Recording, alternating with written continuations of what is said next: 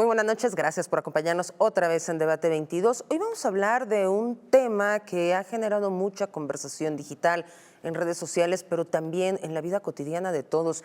Si viene una recesión, si está fuerte el peso, qué es lo que está pasando, cómo va a estar la inflación y también las tasas de interés. Para eso nos acompañan dos expertos, Alejandro Rodríguez, él es comunicador. Alejandro, gracias por estar con nosotros. Buenas noches, Kim, es un honor estar aquí contigo. Al contrario, un placer. Y también nos acompaña Mauricio Flores, columnista de negocios. Mauricio, Kim, gracias. de veras, muchas gracias por esta invitación. Y los dos son conductores del programa Momento Financiero. Empezamos contigo, Alejandro. Encantado, Kim. Se viene una recesión mundial. Sí, yo creo que todos los especialistas, todos los expertos, todos los comentaristas coinciden en que viene una recesión. La pregunta, yo creo que la discusión no es si viene o no viene, la discusión es cuándo y de qué tamaño va a ser. Y ahí vienen los asegúnes. Me parece, el ritmo económico no nada más en México, en el mundo está disminuyendo, y está disminuyendo a partir del rebote después de la pandemia.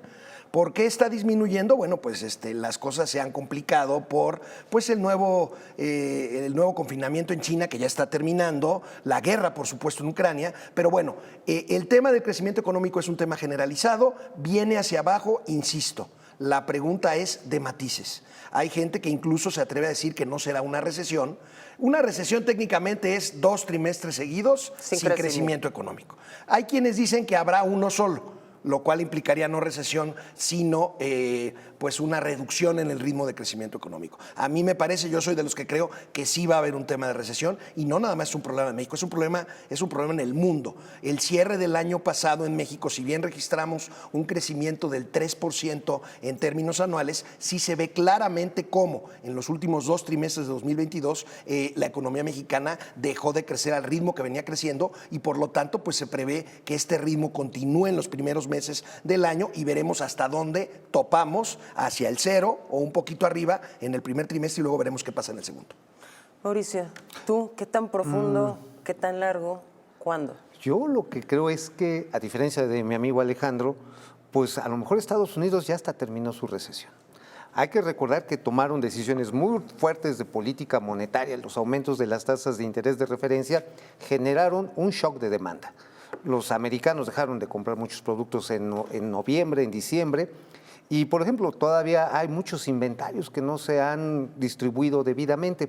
Sin embargo, ha crecido el número de trabajadores en Estados Unidos, los salarios han subido, es una parte de un problema que traen estructural dentro de la propia inflación.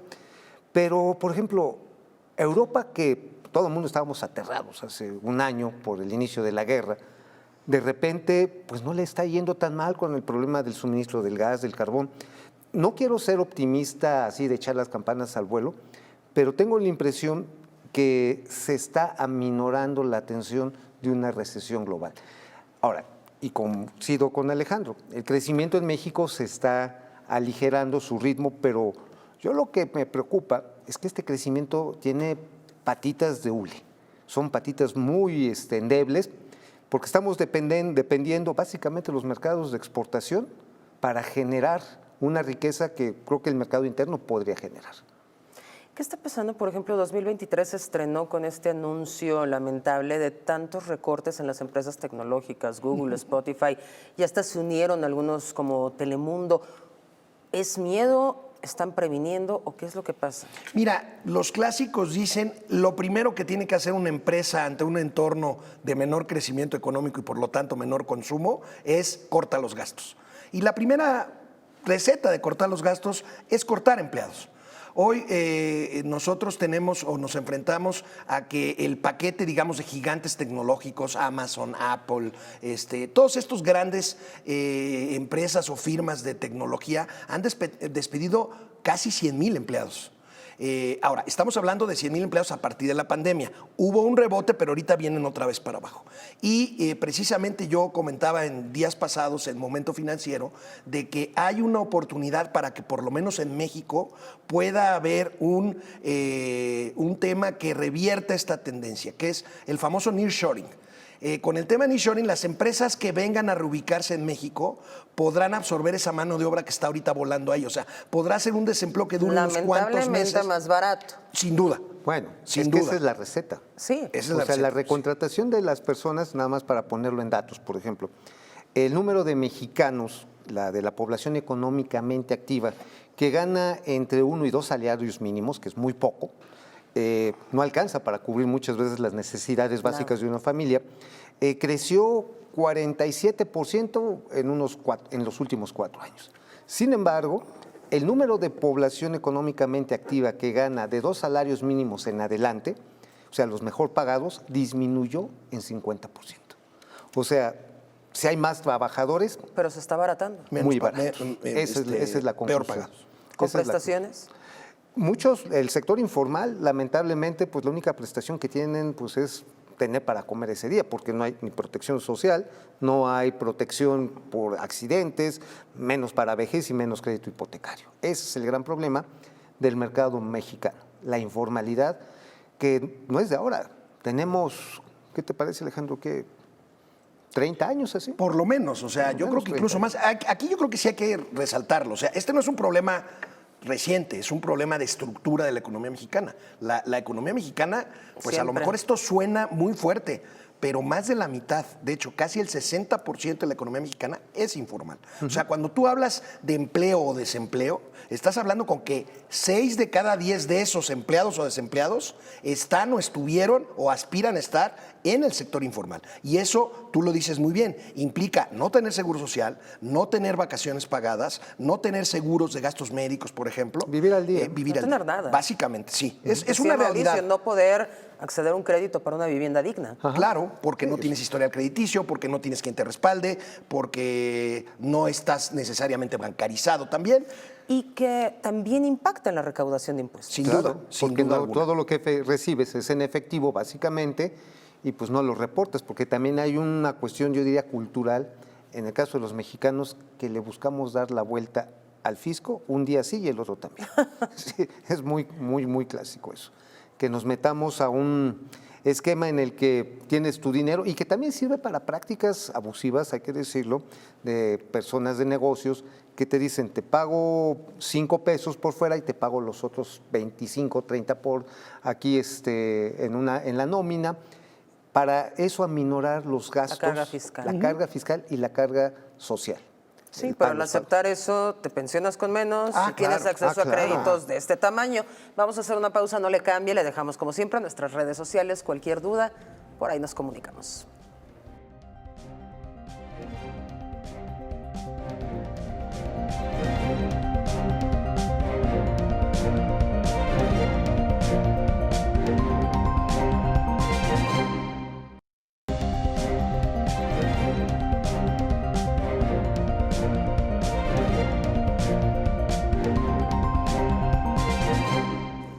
Alejandro, regresamos contigo. Antes del corte nos estabas hablando del nearshoring. ¿Qué es para quien no está familiarizado con este término? Sí. Que es un fenómeno muy importante que está pasando en México, ojo. Sí, perdón por usar un anglicismo, pero así se le Así se conoce llama. al fenómeno de que ante la guerra comercial que inició Trump con China, empezó un cambio de paradigma en el comercio internacional.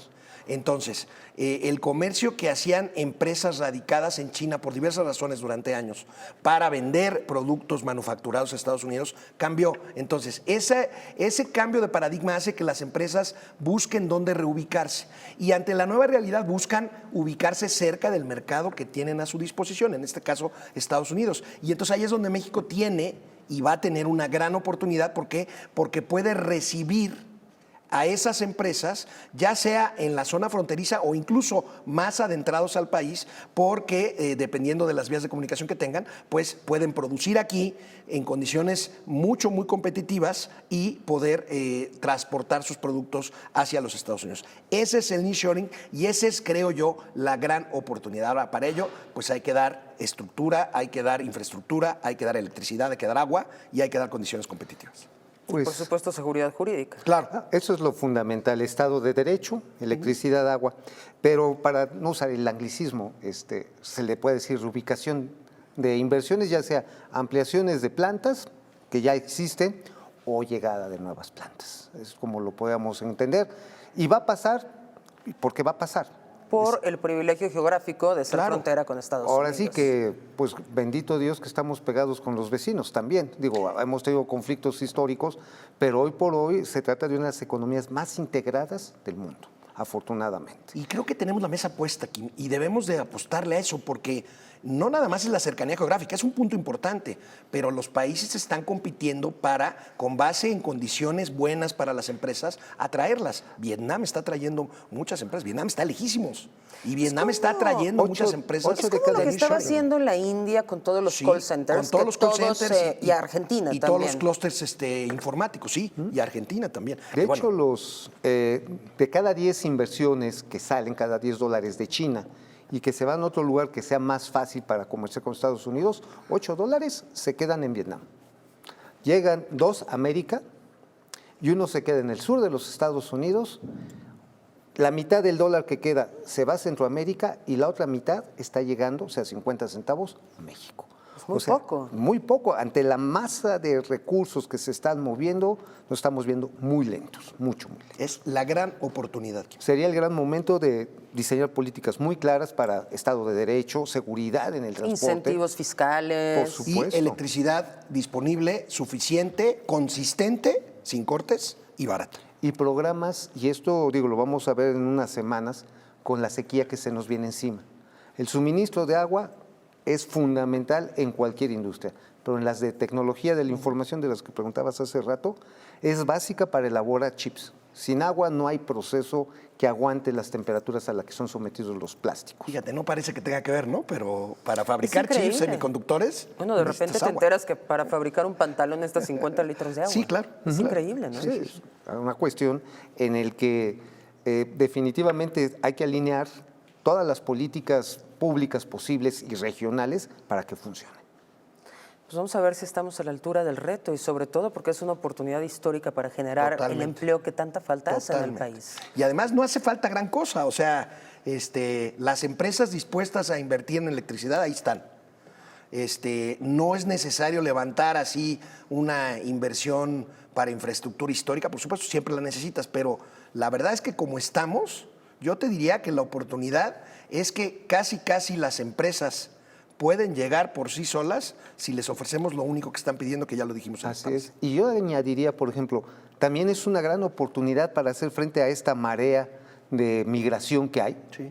Que la verdad está en que hay tragedias humanas grandísimas de Centroamérica, pero también si lo vemos del otro lado es una gran oportunidad de atraer talento centroamericano, gente que tiene ganas, tiene deseos de trabajar, ante las cuales, si por ejemplo se desarrollara correctamente el corredor interoceánico del Istmo de Tehuantepec, con los 10 parques industriales que se han anunciado, realmente sería una barrera amistosa y una ancla también para los lugares. Una integración económica muy importante, oportunidades que no tienen estos migrantes cuando llegan a Estados Unidos. Sin duda. Porque se dedican, si bien les va al sector servicios, Sí, en su mal mayoría. pagados y abusados. Así es. Y abusar. Un tema muy importante, la inflación en México, el tema que preocupó casi todo 2022. ¿Qué perspectivas encontramos para 2023? Yo creo que, bueno, aquí habría que aclarar varias cosas. En 2022 la inflación fue un tema también global, un tema que pues no eximió a México de sufrir pues inflaciones cercanas al 10%. Cosa que no pasaba en muchos años. Ahora, el Banco de México ha hecho su trabajo. El Banco de México, al encarecer las tasas de interés, encarece, por decirlo así, el dinero, aprieta la economía, sin duda, es un disuasivo para que la economía crezca, pero a cambio controla la inflación, que es el impuesto más cruel y más caro para todos los mexicanos o para cualquier persona en el mundo. Ahorita lo que es importante es que el Banco de México ha estado y seguirá bajando, más bien sí bajando el nivel de subida de tasas, pero las tasas van a seguir subiendo a menor ritmo, y yo creo que de haber cerrado en una inflación cercana al 8% en 2023, podemos aspirar a tener una inflación de un poco más del 5,5% al cierre del 2023. Ojo, Kim, hay que decir una cosa, no es que los precios vayan a bajar. Una inflación, los precios siguen creciendo, pero crecen Más a un lento. menor ritmo que crecían Sobre con una tasas base de más inflaciones alta. más. Porque luego la gente nos pregunta y dice, los precios van a bajar 5%. No. Nunca van a bajar. Nunca van a bajar. O sea, Raro, los precios Raro. bajan cuando hay deflación y eso pasa en Japón. Aquí no pasa, ni va a pasar. La meta del Banco de México es tener una inflación de más o menos 2,5%. Estamos ya más cerca que cuando teníamos la inflación de 10%. Claro, pero todavía por nos falta, pero todavía nos falta. Ahora, la cuestión de la inflación es que no solamente están los factores internacionales, están los locales. en los que, por ejemplo, lo que no se ha atendido más allá de la política monetaria es el fondo, la oferta de los productos. Se ha hablado muchas veces de que si la cooperación con Argentina, con Estados Unidos, Canadá, que vamos a aprovechar para sembrar más superficies, para que baje el costo de los alimentos. No hemos avanzado realmente en la rentabilidad, no solamente de hectáreas de granos o de productos básicos, tampoco se ha trabajado en aprovechar las capacidades humanas en la industria de la transformación, y esto sí nos está ocasionando pues que la inflación subyacente y la inflación de precios, de costos, siga pujando y nos siga adelantando con la inflación al consumidor. Ese es uno de los problemas que no lo va a resolver solamente la política monetaria, que hace lo que puede, pero por la otra se necesita oferta para que la demanda no esté presionando tanto para que los precios suban. Mauricio, el Fondo Monetario Internacional subió la perspectiva de crecimiento para México. Sí, de 1.2 a 1.7, 0.5%. Hay quienes dicen, pues es muy poquito. Es crecimiento. Es crecimiento, bendito que sea crecimiento. Pero 1.7 aún en esa perspectiva, en un país que tiene una informalidad enorme, en la que hace falta empleos formales, Kim, definitivamente se queda pobre. O sea, este país necesita crecer cuando menos entre 4 y 5% anual, sobre todo para incorporar a los más jóvenes a empleos formales. Y este crecimiento también se ve mermado otra vez, que lo que decíamos, amigo, el problema de la informalidad. Sí, claro. Porque lo que contamos como Producto Interno Bruto, simple y sencillamente es lo que podemos contar. La economía informal, hay cálculos, pero no sabemos realmente en pesos y centavos cuánto es con exactitud. Sí, si quisiéramos poner, por ejemplo, el trabajo doméstico no remunerado, pero bueno, ese es otro tema para otro día. Vamos a hacer una pausa, ya regresamos.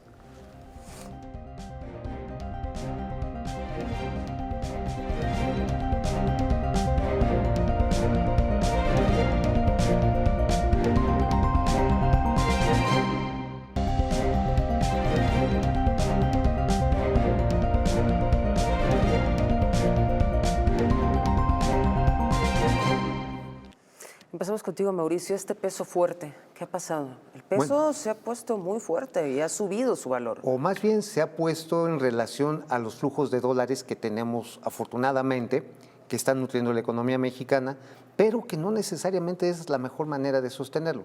Tenemos fuertes exportaciones, gracias a que tenemos un acuerdo de comercio en América del Norte. Hay que cuidarlo necesariamente, no meternos en pleitos como parecía que nos íbamos a meter.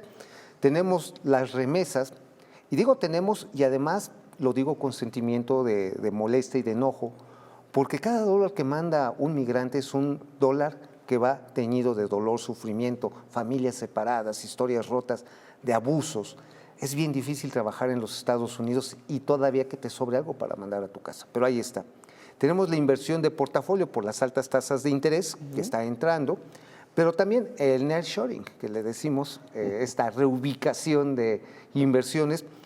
Y mientras esto siga funcionando, se va a mantener la paridad estable en su valor correspondiente. Ahora, el problema está en que tenemos un mercado interno débil, ya lo decíamos que hay más empleo, pero más mal pagado.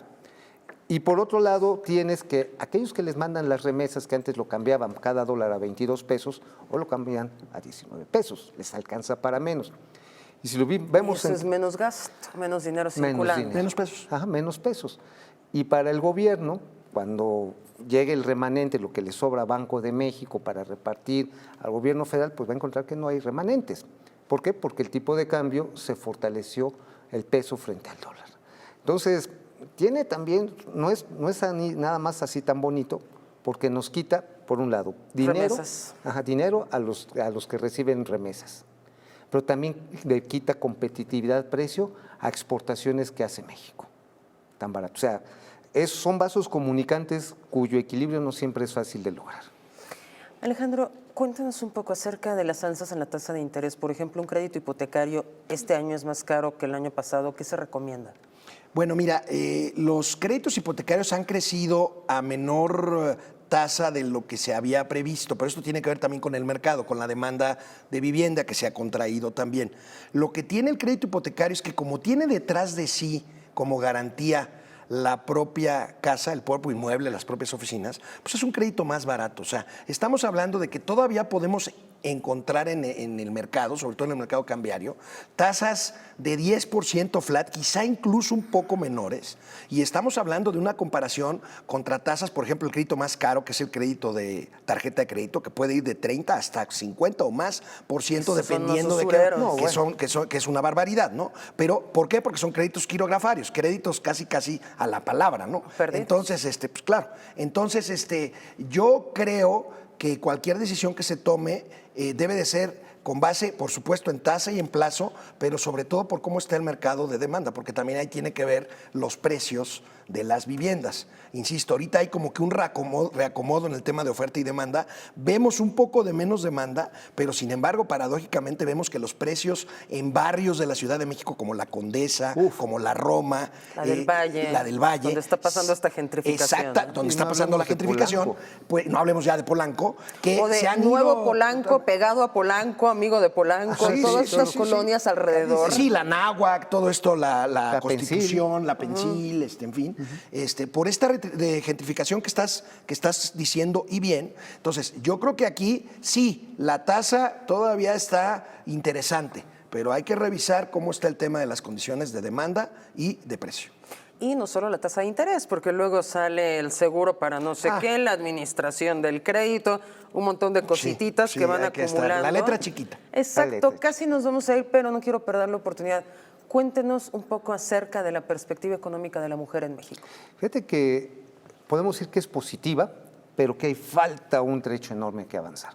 Empiezo con el trabajo doméstico. Ya son casi cerca de 50,000 mujeres que están enroladas al Seguro Social a través de este esquema que me parece muy generoso, en el cual los patrones tienen o enrolan voluntariamente a las trabajadoras domésticos al Seguro Social. Es un programa en todo sentido positivo. Sigo con las personas que están en la manufactura. Lamentablemente son trabajos muy pesados, muchas veces muy mecánicos, que imponen un gran esfuerzo físico y no siempre está debidamente retribuido. A nivel profesional es donde veo más esperanza, porque hoy vemos, Kim, tú eres un claro ejemplo de esto, una mujer inteligente que conduce un programa, y empezamos a ver muchas comunicadoras, mujeres en la administración de empresas, bueno, pilotos aviadores, conductoras de tren. Realmente creo que las mujeres se están incorporando desde una perspectiva muy desventajosa en un principio. Es lo que te iba a decir, seguimos ganando menos que los hombres por el mismo salario. Por el mismo salario, sí. Y por el mismo trabajo. Esa yo creo que es la gran asignatura pendiente, y que no creo en las participaciones por género. Por cuotas. Por cuota de género, no creo en eso. Creo que lo que sí se necesita es dar condiciones de competencia equitativas y trato equitativo en los salarios. Así es. Yo creo, Kim, hay mucho trecho por recorrer. Yo creo que el camino es el correcto. Yo quisiera también que fuera más rápido. Sé que tú lo crees. Yo creo que debería de ser más rápido. Ahí tenemos que hacer, o sea, países como Suecia, que son los que más se acercan, de todos modos. De todos modos falta todavía, existe. Pero te voy a dar un ejemplo. En un cierto nivel de preparación, en donde hay equidad, digamos, de competencia entre los hombres y las mujeres, ojo, todavía falta. O sea, tú estás hablando de hombres y mujeres que son igualmente, por ejemplo, egresados de una universidad muy competitiva con doctorado. Y tú todavía ves, por ejemplo, que los organismos empresariales en México, tú ves todavía clubs de TOBI, o sea, el CC no hay una sola mujer. Son y muy pocos. Menos del 20% de las empresas en este país son dirigidas por mujeres. Y ahí es donde la legislación tiene que hacer algo. Venimos de cero, pero falta muchísimo. Ahora, yo coincido con Mauricio, y a lo mejor me meto en un lío aquí contigo y con quienes, las damas hermosas que nos estén viendo. Yo creo que no es un tema de cuotas de género. Yo creo, estoy convencido de que el género femenino tiene la suficiente capacidad como para ponerse a competir, y si ocupan el 100% de los consejos, no hay problema. Yo no tengo problema. Vamos a seguir luchando por esa equidad. Nos tenemos que ir, pero les agradezco mucho que hayan estado aquí. Gracias, Nos vamos a ver pronto porque hay muchos más temas de qué hablar. Gracias por habernos acompañado. Al contrario, agradecido soy yo. Gracias. Los espero el próximo miércoles a las 9. No se vaya, viene Pantalla de Cristal.